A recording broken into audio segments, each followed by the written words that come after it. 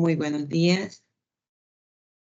A continuación, voy a presentar esta investigación que fue realizada en un periodo de 5 años. Esta investigación pues, fue un tema muy interesante relacionado con cianobacterias, que no solamente me permitió pues, adquirir un conocimiento científico, sino también un contacto con comunidades de pescadores y asociaciones de agricultores en el sur del departamento del Atlántico. Y esta es una temática que ha tomado una relevancia pues, a nivel internacional debido a las implicaciones que tienen el efecto de las cianobacterias tanto en la salud pública como también en un efecto beneficioso a partir de procesos de bioprospección asociados a toda esa cantidad de biomoléculas que tienen este tipo de organismos. Entonces, esta investigación pues la voy a presentar básicamente en dos contextos. Uno que es toda la parte asociada a el contexto biológico, que es la caracterización de cianobacterias en el embalse del Guájaro específicamente, y una segunda parte que tiene que ver con las toxinas producidas por estas cianobacterias y cuáles son las implicaciones en la salud que tienen estas sustancias, usando para este estudio un modelo virtual en donde buscábamos específicamente cuáles serían los dianas moleculares asociados a la interacción con microcistinas. Para comenzar, pues, hay que contextualizarnos de qué son las cianobacterias. Estas cianobacterias pues, son organismos que han estado en el planeta desde su formación. Son procariotas, es un grupo muy diverso y que presenta una amplia distribución en todos los sistemas, tanto terrestres como marinos, y principalmente en dulce acuícola. Ellas forman parte del fitoplancton como tal y han adquirido numerosas ventajas fisiológicas y moleculares, precisamente que las posicionan como unos procariotas complejos, inclusive teniendo estructuras especializadas dentro de sus arreglos o colonias. Estas cianobacterias pues tienen adaptaciones muy beneficiosas, como por ejemplo la capacidad de convertir nitrógeno atmosférico en amonio. También tienen lugar a estructuras especializadas, como por ejemplo los heterocistos, los acinetos. eh, Todas estas estructuras, pues, son estructuras que permiten procesos de resistencia, en donde se pueden acumular glucógeno, por ejemplo, o cianofisina, y también estructuras especializadas como los carbosisomas, en las cuales pues, se pueden fijar dióxido de carbono y transformarlos en azúcar. Y almacenamiento de no solamente minerales esenciales, sino también de fosfatos que pueden ayudar en momentos en los cuales pues, el sistema se vuelva adverso. Aparte de eso, estas células tienen estructuras especializadas, como por ejemplo los ficobilisomas, que son estructuras precisamente asociadas a la fotosíntesis y que les permiten a las cianobacterias aprovechar longitudes de ondas que no son absorbidas por la clorofila.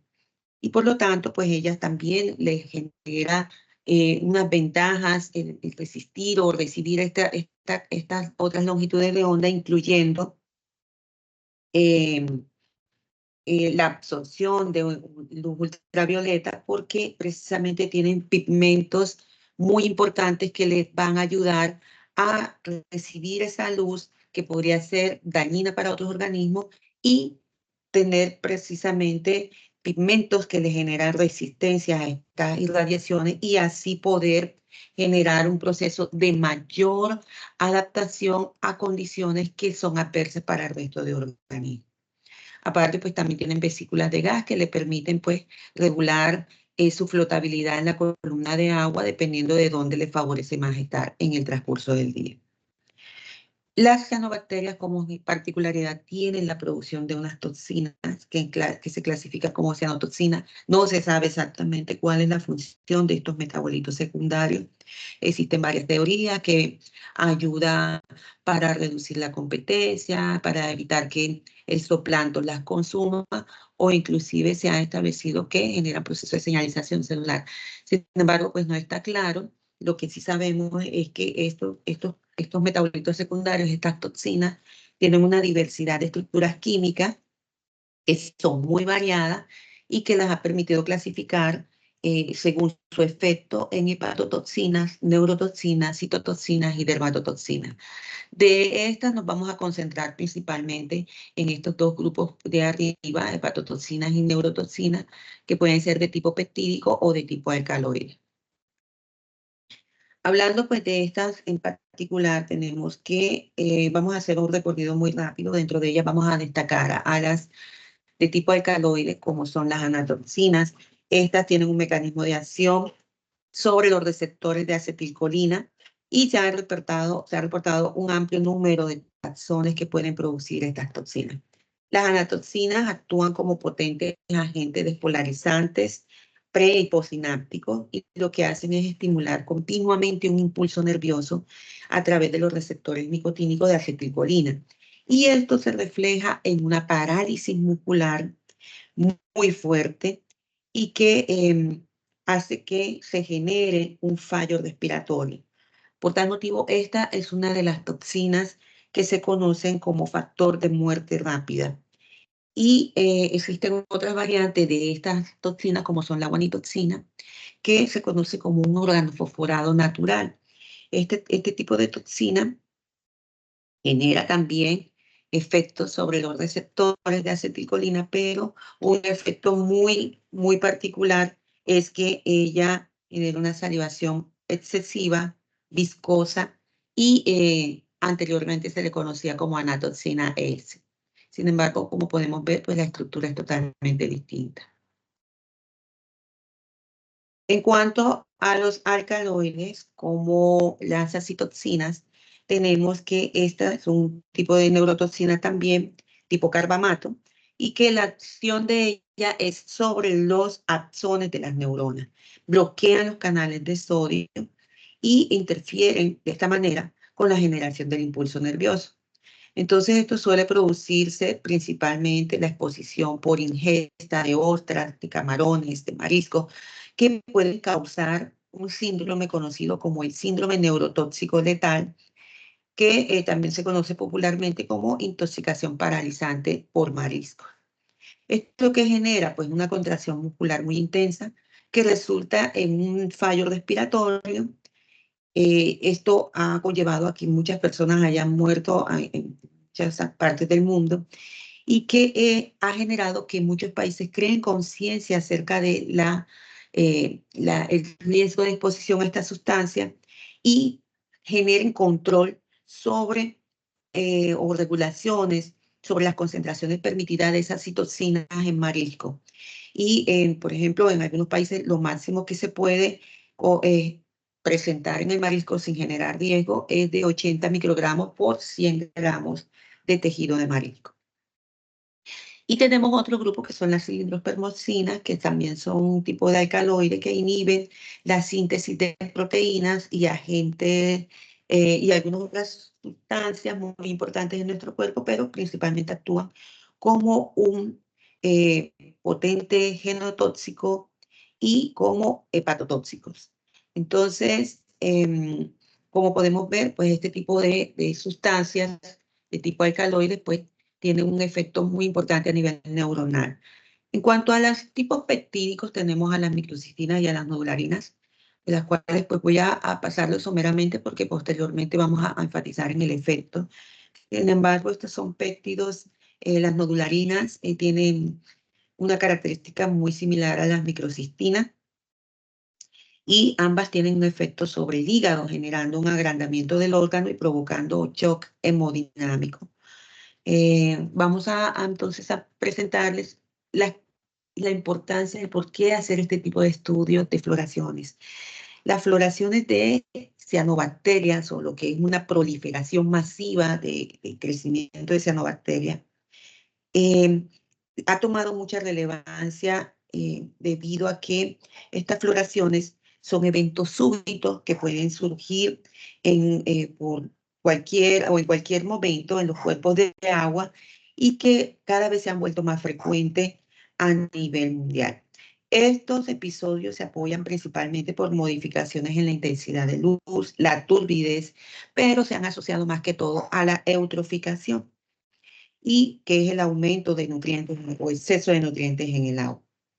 Esto conlleva a que las interacciones de las cianobacterias con estos factores y aparte de eso con patógenos ha hecho que las floraciones se vuelvan cada vez más dañinas y generen sustancias mucho más agresivas en los cuerpos acuáticos. Esto obviamente pues causa daños no solamente en la cadena alimenticia del cuerpo, en la estructura del cuerpo de agua, sino que también tiene un efecto en la salud humana. Y esto, pues como les mencioné, suelen darse principalmente en aguas tropicales y subtropicales, pero sin embargo hemos visto que hoy en día esto se está dando con mucha más frecuencia, tanto en zonas templadas como en zonas tropicales. Y a pesar de que las floraciones se presentan en todo el mundo, la mayoría de estudios o se han centrado en zonas templadas y muy pocos estudios en las zonas tropicales. Entonces, tenemos que a nivel de Latinoamérica, el desconocimiento es también bastante grande. Tenemos que los países como Brasil, Argentina, Chile y Uruguay son los que han reportado floraciones, son los que tienen mayor control sobre este tipo de eventos y miden lo que son las toxinas y pueden generar, de alguna manera tienen políticas de control o prevención para este tipo de eventos. En Colombia, pues esto no ocurre realmente, a pesar de que en Colombia tenemos una gran diversidad de ecosistemas acuáticos, no hay un registro sistemático de las floraciones. Eh, Como tampoco hay normas estatales que permitan reportar estos casos. La mayoría de investigaciones que se han hecho en el país con respecto a floraciones se han dado en zonas como el departamento de Antioquia, en los embalses del Peñol, de Guatapé, pero esto es muy escaso, son reportes muy escasos y el resto del país, pues prácticamente la información es nula. Esto pues genera riesgo principalmente por el hecho de que nosotros sabemos que los pequeños municipios donde hay acueductos que tienen un sistema de tratamiento mínimo, pues son los más vulnerables por la desinformación y por el hecho de que no hay registro de este tipo de sustancias. Ahora, ¿qué factores en cuanto al Departamento del Atlántico son relevantes para el estudio de cianobacterias? Nosotros tenemos en el Caribe que aquí en el Departamento del Atlántico tenemos el embalse del Guájaro, que es un reservorio de mucha importancia para la región. De hecho, es conocido como el segundo embalse más importante en extensión y en la actualidad tiene 12.200 hectáreas, que es un sistema que se alimenta principalmente del canal del dique. Aquí tenemos el problema de que hay descargas de aguas residuales domésticas de los municipios vecinos al embalse del Guájaro, lo que genera un problema de contaminación grave.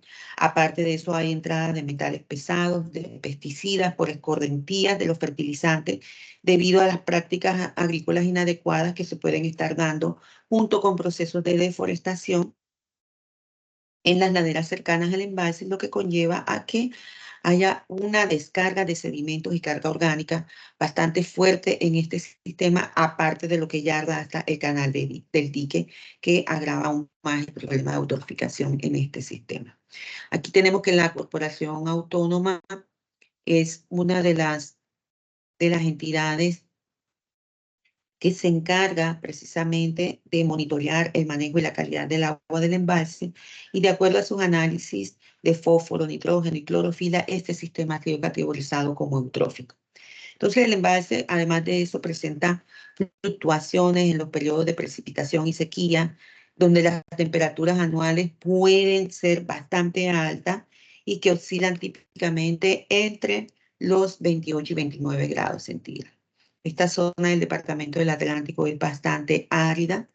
Es una zona donde hay, perdón, una tasa elevada de evaporación y experimenta, además de eso, una alta incidencia lumínica y hay fluctuaciones cada vez más marcadas de los periodos de lluvia y sequía debido a las anomalías derivadas del fenómeno del niño y de la niña. Todas estas condiciones, pues, generan condiciones favorables, son condiciones propicias para la proliferación de cianobacterias. Por eso que en este estudio el objetivo principal fue, desde el contexto biológico, caracterizar esas poblaciones de cianobacterias en el embalse del Guájar, con especial atención a aquellos taxones que tienen un potencial toxigénico y su relación con los factores físico-químicos y ambientales. Y en segunda instancia, evaluar las interacciones moleculares entre las variantes de microcistinas, de las toxinas principales en este sistema y asociarlas con las dianas moleculares mediante técnicas de acoplamiento incílico. En la primera parte de nuestro trabajo lo que hicimos fue precisamente hacer un muestreo durante 5 años consecutivos, tanto en periodo de lluvia como sequía, desde el 2015 hasta el 2019, y en 7 estaciones del embalse del Guájaro, distribuidos entre la zona norte, centro y sur. Para ello, pues, utilizamos todas las metodologías que son requeridas. Tomamos muestras de agua a nivel superficial, principalmente por el hecho de que este es un sistema bastante somero y en algunas zonas, pues, pocos centímetros puede tener la columna de agua. Y realizamos un proceso de identificación, aislamiento y cultivo de estas cianobacterias, aparte de la medición de parámetros físico-químicos. También hicimos un proceso en el cual la parte de identificación pues estaba asociada a diferentes caracteres morfológicos, y se aplicaron estas claves reconocidas y se midió la abundancia y se midió la densidad expresada en células por mililitro. También se hizo una medición de los índices de diversidad alfa y beta para ver cuáles eran esa riqueza, esa diversidad biológica de las cianobacterias en este sistema, para lo cual se midió lo que eran los factores de diversidad, como es el cálculo de riqueza de especies, número efectivo de especies abundantes y especies dominantes. Y esto, pues, utilizamos unos diferentes software para hacer este tipo de análisis. También hicimos diversidad beta para ver exactamente las diferencias entre las comunidades dentro del embalse y usamos principalmente una relación de lo que era el anidamiento y recambio, que son términos, pues, que se utilizan en este tipo de análisis. Bien, entonces los resultados, pues tenemos que, en cuanto a la variación espacial, espacio-temporal, eh,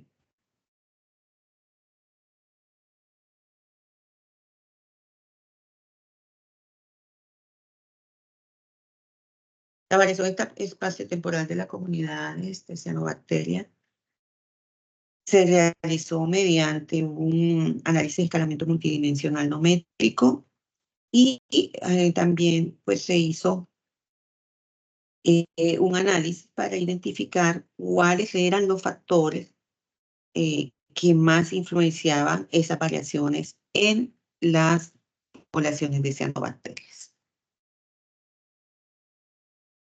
Bien, los resultados, pues, para una proporción, una visión general, se calculó la media de cada variable físico-química durante todo el periodo de estudio. El pH, pues, obviamente mantuvo unas fluctuaciones muy marcadas, asociadas principalmente a las oscilaciones de los cambios climáticos.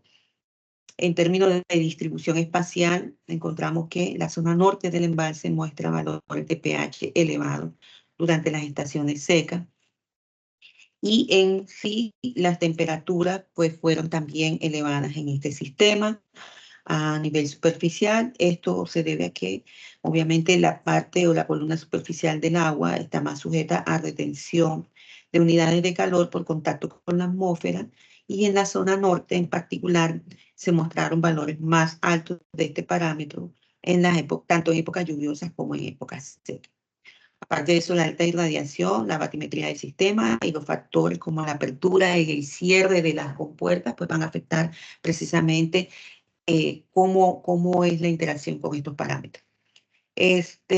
Bueno, pues, en cuanto a la temperatura, realmente este es uno de los factores que mayor importancia tienen y que también determinan una relación importante con los nutrientes y el oxígeno disuelto. Y también tiene un efecto la temperatura sobre los metales de los sedimentales pesados asociados a los sedimentos, lo que va a tener un efecto o un impacto sobre la producción primaria. El oxígeno disuelto fue mucho mayor durante las épocas lluviosas, principalmente en la zona central del embalse. Y en general, pues los sólidos suspendidos, la conductividad fue alta en el sistema, la demanda biológica de oxígeno también presenta unos gradientes muy fluctuantes a lo largo del sistema, y esto es posiblemente causado por esas perturbaciones antropogénicas y también de origen natural que pueden exceder la misma capacidad del sistema para regularse. Y es por eso que aquí estos organismos como la cianobacteria, que tienen gran flexibilidad adaptativa, pues proliferan mayormente.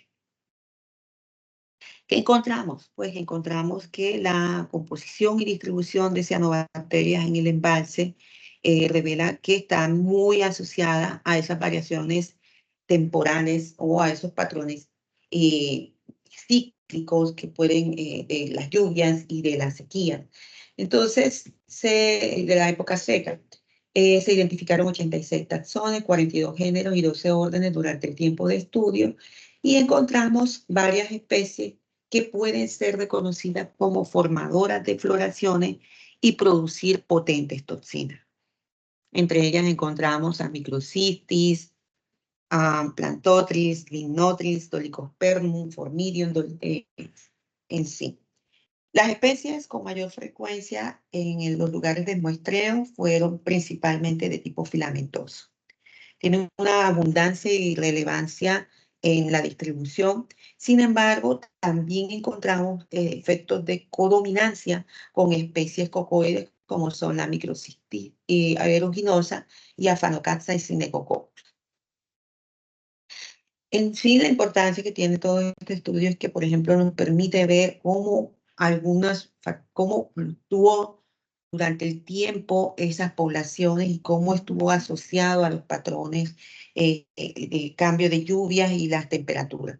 En el 2015 encontramos que fue el año con mayor registro de individuos, y que, sin embargo, se observó una reducción significativa durante la época de lluvia.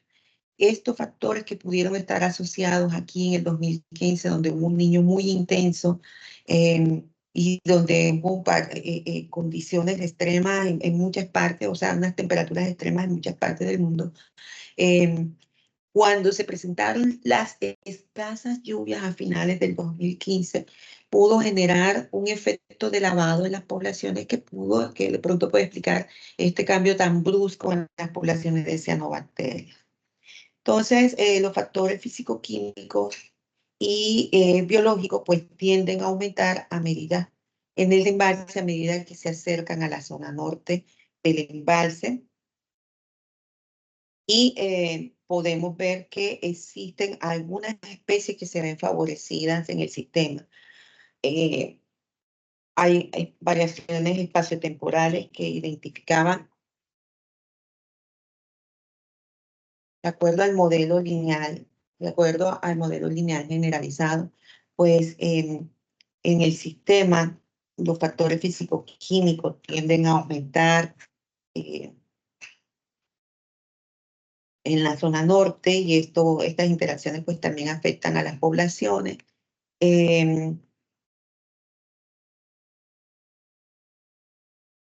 se establece que el embalse, la riqueza de especies mostró más que todo una relación con las épocas climáticas, una dependencia. Por el contrario, las especies abundantes y las especies dominantes básicamente están eh, influenciadas en su distribución por patrones como la temperatura, el pH y la conductividad. Cuando hicimos el análisis beta, pues vimos un proceso de anidamiento y recambio que se han empleado como herramientas para comprender qué factores influyen en la presencia de una especie en un contexto ya sea espacial o temporal.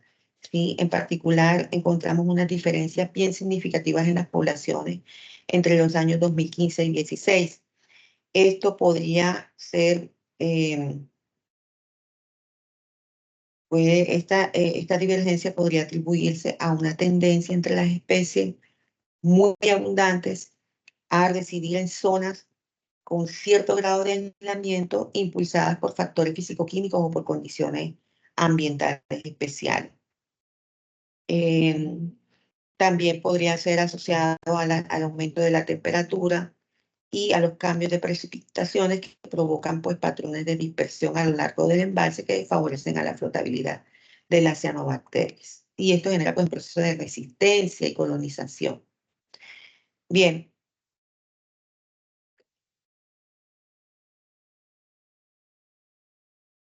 en cuanto a lo que comparamos en las poblaciones, pues vimos que las estaciones secas y lluviosas, las estaciones secas y lluviosas marcan poblaciones bien claras que pudimos ver. También observamos que a pesar de esos cambios espaciotemporales, físico-químicos, habían especies que se mantuvieron en el sistema durante todo el tiempo de estudio y encontramos también que hay algunas variables que influencian esa distribución, entre ellas la temperatura, el oxígeno disuelto y los sólidos totales suspendidos. La turbidez en el sistema es clara, o sea, realmente sabemos que en el embalse del Guájaro hay procesos de turbidez bastante fuertes que favorecen a las poblaciones de cianobacterias filamentosas y es por esto que en este sistema pueden predominar porque ellas tienen una máxima capacidad de relación entre superficie y volumen que las hace buenas receptoras de luz.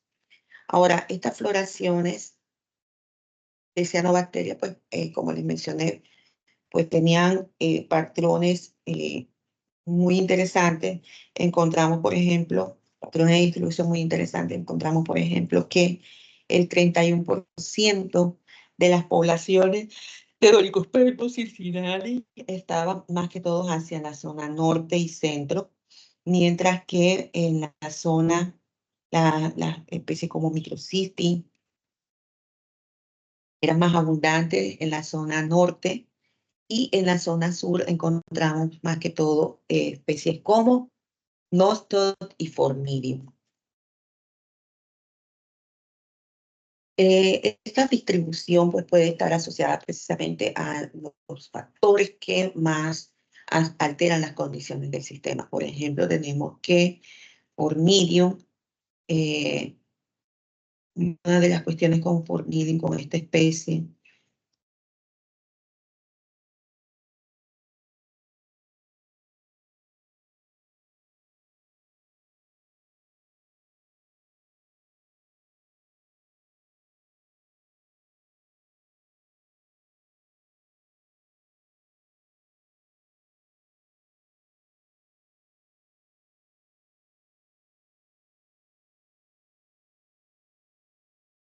a ver,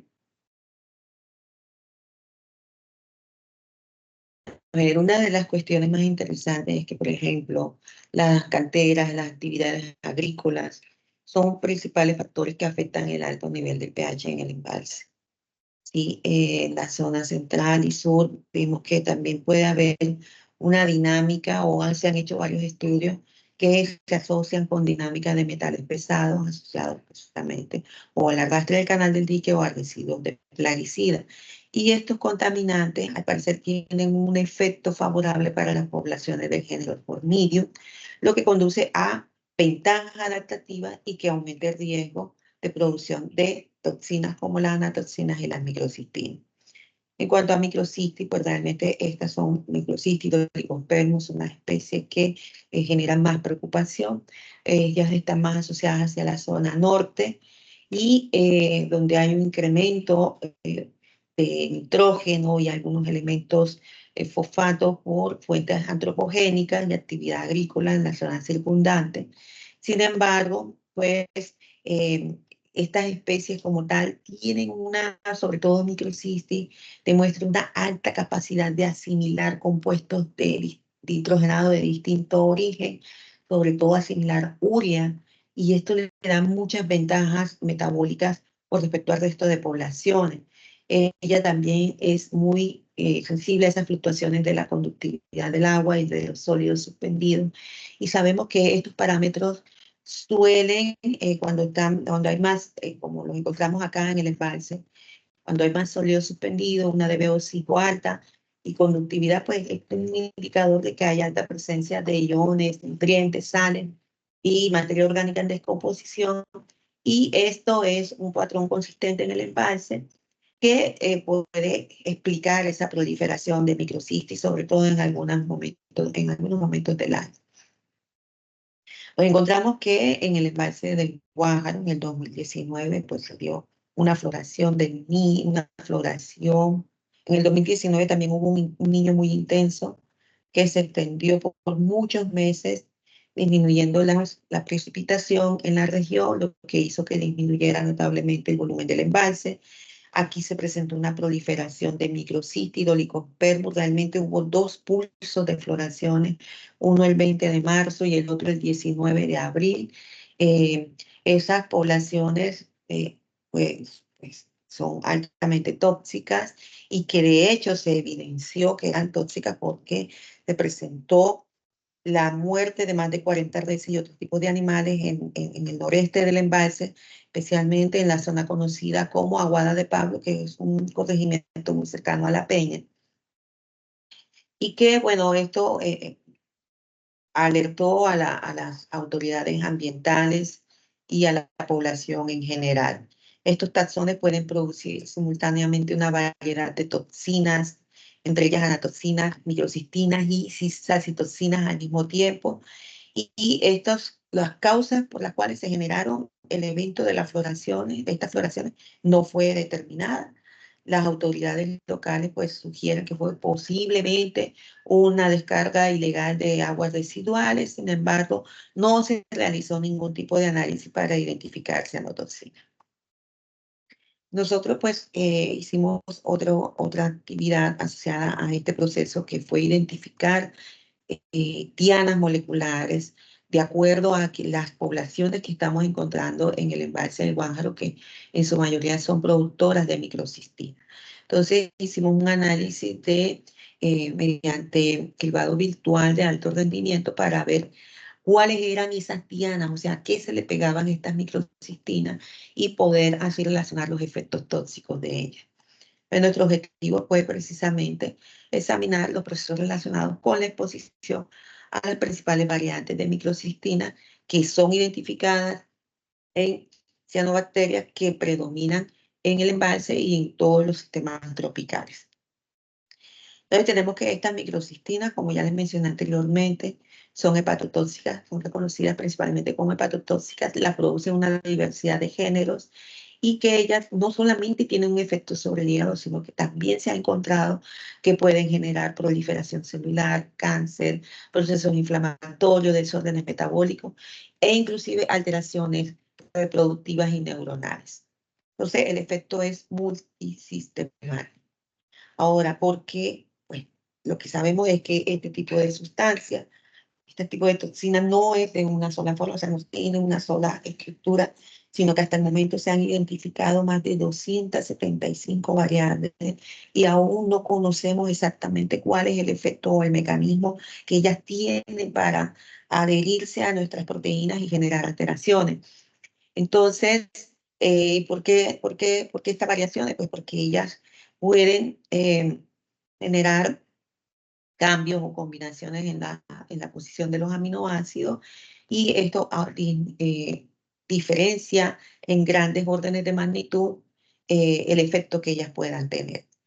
O sea, hay unas que pueden ser muy agresivas, otras menos agresivas, pero en general todas pues, se asume que generan alteración. Son muy estables en el agua, son muy resistentes a las altas temperaturas, a la hidrólisis química y a la oxidación. Entonces, tenemos que, para entender por qué no podemos estudiar todas estas variantes haciendo experimentación, lo más fácil es utilizar estas herramientas tecnológicas que nos permiten identificar cuáles serían, eh, cuáles serían esos efectos de las interacciones que tienen estas microcistinas con proteínas, que serían las dianas moleculares, basado en puntuaciones de afinidad, ¿sí?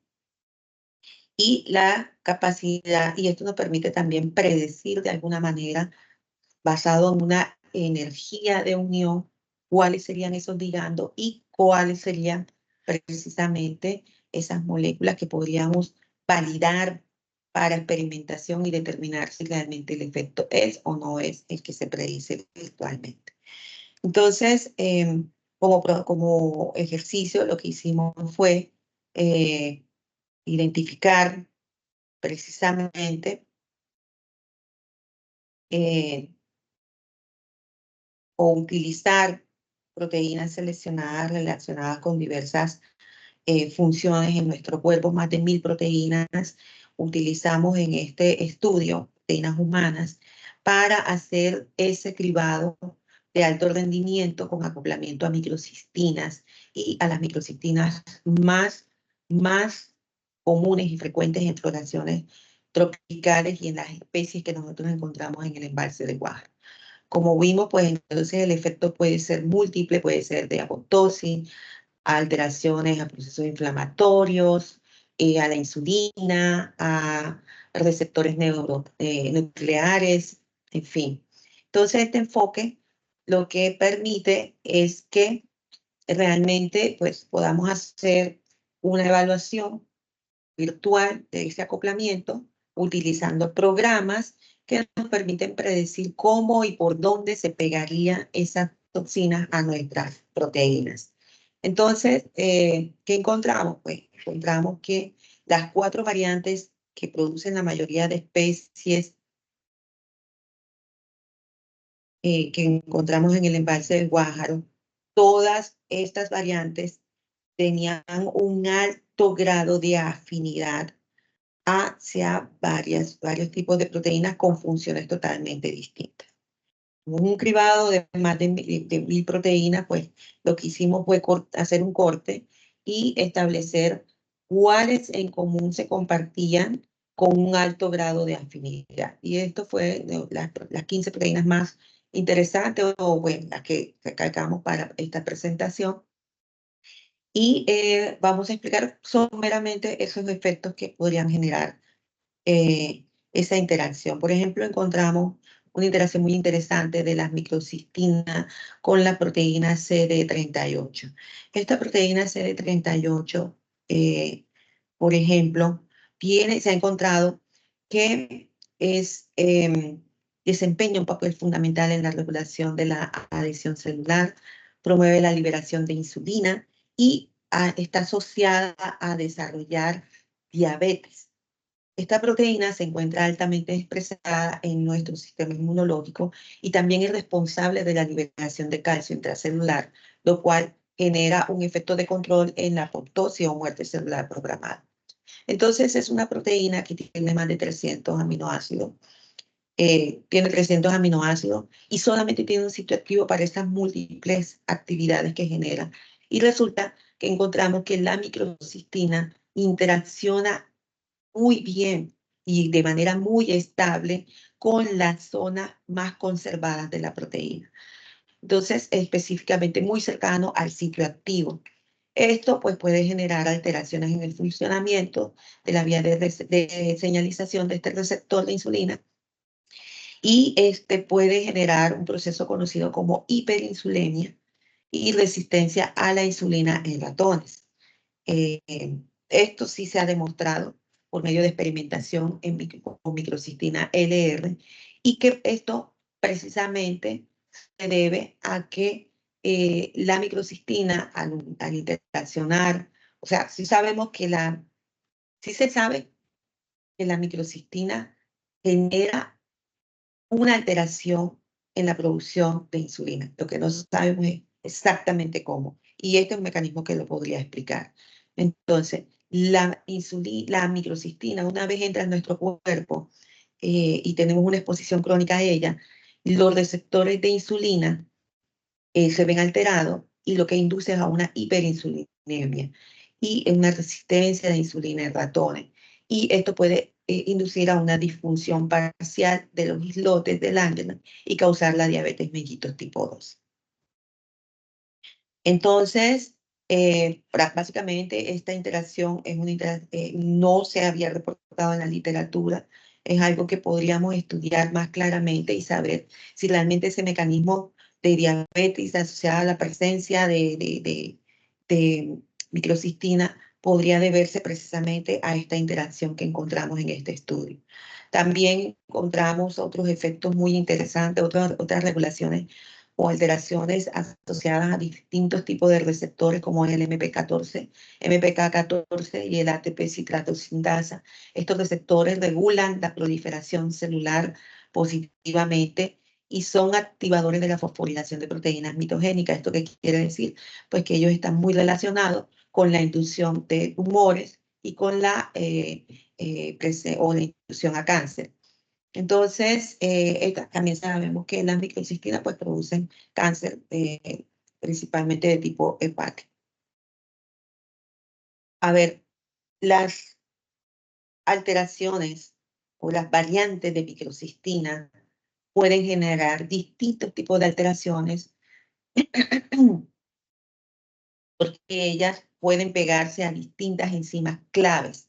Y esto podría explicar esa capacidad que tienen para inducir a proliferación de células tumorales o a alteración de muchas funciones en nuestro cuerpo, generando, por ejemplo, interacciones con proteínas que pueden inducir a la angiogénesis, que es la formación de nuevos vasos sanguíneos, a la proliferación celular que conduce a tumores y al descontrol de otro tipo de enzimas que controlan precisamente esa proliferación celular. Entonces, un efecto de esto es sobre la fosfatasa, que es una de las uniones que más se ha estudiado, y que la inhibición de esta fosfatasa pues genera múltiples alteraciones en nuestro cuerpo. Entonces, las microcistinas sí se sabe claramente que interactúan muy bien con esta fosfatasa y las bloquean prácticamente y generan múltiples alteraciones en distintos sistemas de nuestro cuerpo. Una de las alteraciones más interesantes a las que se ha asociado es el proceso de daños neuronales. Encontramos que existe una fuerte interacción entre la microcistina y las proteínas fosfatasas que resultan en una inhibición de las proteínas tau.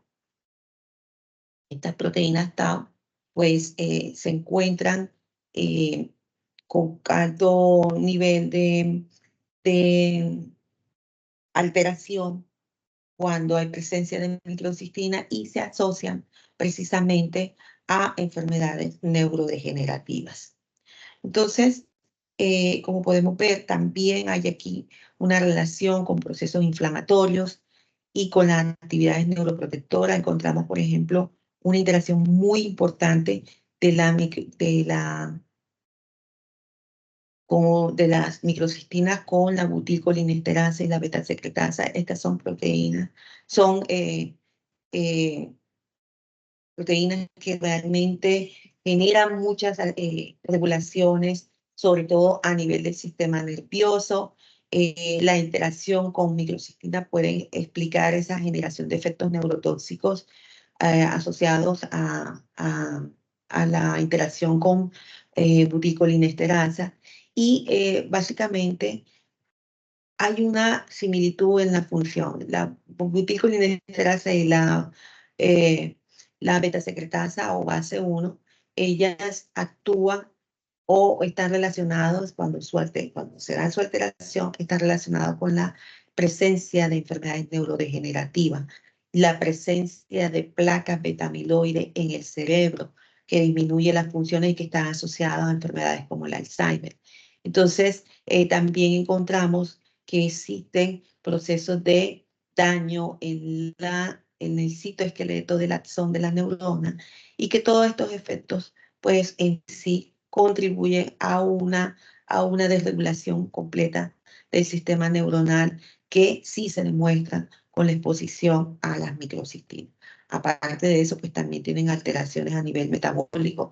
Por ejemplo, las microcistinas se sabe que inducen a hígado graso, que inducen a la esteatosis hepática, o sea, y que además eso genera daño en el hepatocito, generando una fuerte inflamación y procesos irreversibles que conllevan a un cáncer de hígado. Entonces, esta buticolinesterasa también desempeña un papel en el desarrollo de la adiposidad hepática, que está elevada en diabetes tipo 1 y tipo 2 y en el carcinoma del hígado. Entonces, pues esto explicaría muy bien esa ruta que lleva a que la exposición a microcistina pues conlleve finalmente a el desarrollo de cáncer de hígado. Y así otro tipo de alteraciones asociadas a procesos inflamatorios que llevan a daño renal, a alteraciones cardíacas, a resistencia a insulina y también a efectos de fibrosis, de proliferación epidérmica, que también sabemos que las microcistinas generan alteraciones en la dermis, irritaciones, daños que pueden estar asociados precisamente al estrés oxidativo y a enfermedades neurodegenerativas. Pues nada, todo esto finalmente este estudio nos permitió concluir que el embalse muestra una abundancia de especies catalogadas como potencialmente tóxicas, tanto en estaciones secas como lluviosas, y que esto, pues, el análisis computacional nos permite generar un aporte para comprender esos mecanismos de toxicidad y de la exposición a microcistina y que estos datos, pues, a su vez, nos permiten de alguna manera implementar pruebas diagnósticas más precisas y el desarrollar protocolos para prevenir y contrarrestar los efectos tóxicos de las proliferaciones de cianobacterias que producen microcistina en nuestro cuerpo de agua. Muchas gracias por tu atención y pues quedo abierta a cualquier tipo de pregunta.